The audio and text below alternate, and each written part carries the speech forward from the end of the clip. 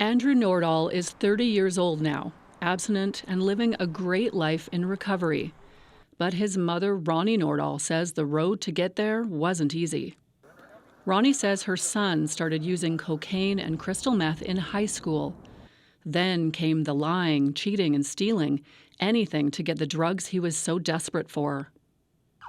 In 2015, he overdosed for the first time and ended up in a medically induced coma.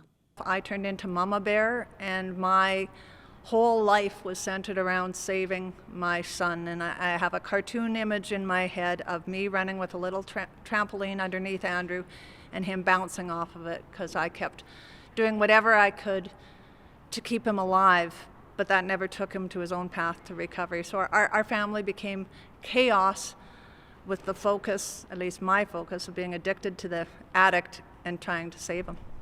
Andrew went to 3 different 28-day treatment programs.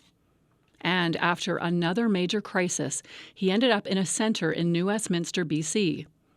Dealing with this forced Ronnie to focus on her own health as well. I had to disengage. I had to put up barriers, boundaries in my 12-step program to protect myself, because I was becoming sick. My family was becoming sick because of the chaos of active addiction, and I had to remove myself and start taking care of myself.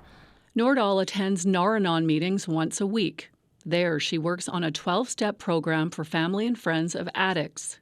She says the recent spike of overdoses in Regina is concerning, but she feels a little different now than she used to. Oddly enough, the first thing that went through my mind was feelings of guilt, because other families were getting phone calls that their loved ones had overdosed, and a couple cases died.